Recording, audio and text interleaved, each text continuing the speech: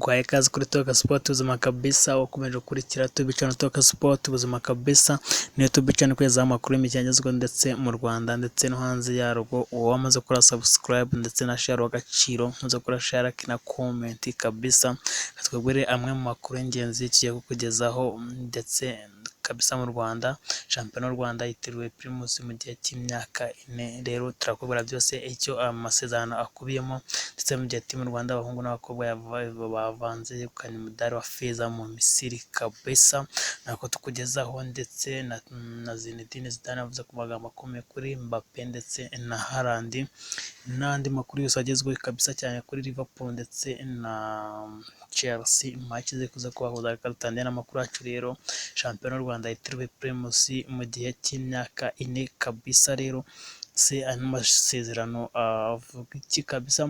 Cyangwa ry'umupira w'amaguru mu Rwanda Ferwafa ryasinye imyaka 4 n'uruganda rwenga ibinyobwa bya Bralirwa nk'umuterankunga mukuru wa shampiyona y'icyiciro cya mbere yitiriwe ikinyobwa cya Primus. Kuva mu mwaka ushize Ferwafa na Bralirwa byari mu biganiro ndetse ubwumvikane bw'impande zombi bwagezweho mu ntangiriro z'uyu mwaka. Kuri uyu wa kane rero nibwo biteganyijwe ko uru Rwanda rwenga rushinzwe umupira w'amaguru mu Rwanda ruzatanga amasezerano na Bralirwa imyaka 4 rero kabisa. Impande zombi rero zumvikanye ko mu gihe Ferwafa yabona undi muterankunga ishobora kwiha amafaranga ari hejuru yatanzwe na Bralirwa, uru ruganda rucuruza ibinyobwa ruzaba rusabwa kuyongera cyangwa bagatandukana kabisa. Ferwafa yatangaje gukorana na Bralirwa mu mwaka w'imikino wa 2004 ndetse na 2005 biza guhagarara kugeza muri 2009 mu gihe basinya imyaka 3 yageze muri 2012 kuri $335,000. Team Rwanda abahungu n'abakobwa bavanze begukanye umudari wa feza kabisa mu Misiri.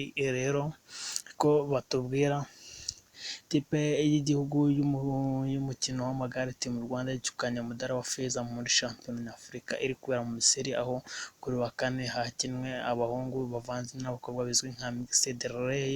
Muri iri siganwa abakobwa batatu rero bahagurutse basiganwa ibirometero 20 basoje bahaguruka, abahungu batatu nabo bahasiganwa ibirometero 28. Habazwe ibihe by'abakobwa babiri byiyongerwaho by'abahungu babiri, igiteranyo cy'ibihe kiba ibirometero 56 kabisa. U Rwanda rwegukanye rero umudari wa feza kuba uwa kabiri hakoreshejwe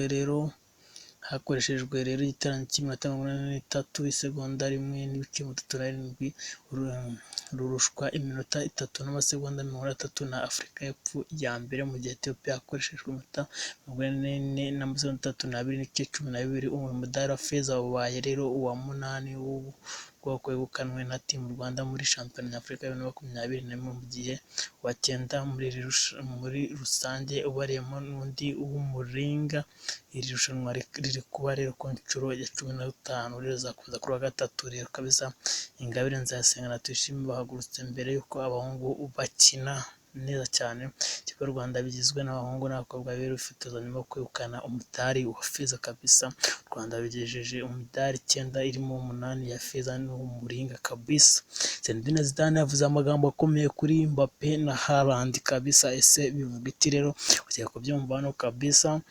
Mu gihe rero umutoza wa Real Madrid Zinedine Zidane yashimagije cyane ba rutazamu bakiri bato ariko bakomeje ku isi aribo Kylian Mbappe, Roten na Erling Haaland ko ari abakinnyi b'ibitangaza byaba muri iki gihe no mu gihe kizaza. Nyuma yaho bigaragaje mu mikino cyumweru cya Champions League, Zinedine Zidane yashuriye abanyamakuru ko akunda ko aba bakinnyi bombi muri kandi ko ikipe ya Real Madrid bifuza ubwoko isoko rizaba rifunguye, gusa ko ngo izahitamo umwe muri abo. Rero Zinedine Zidane Real Madrid gushaka Kylian Mbappe Roten mu kipe ya Paris Saint-Germain kabisa.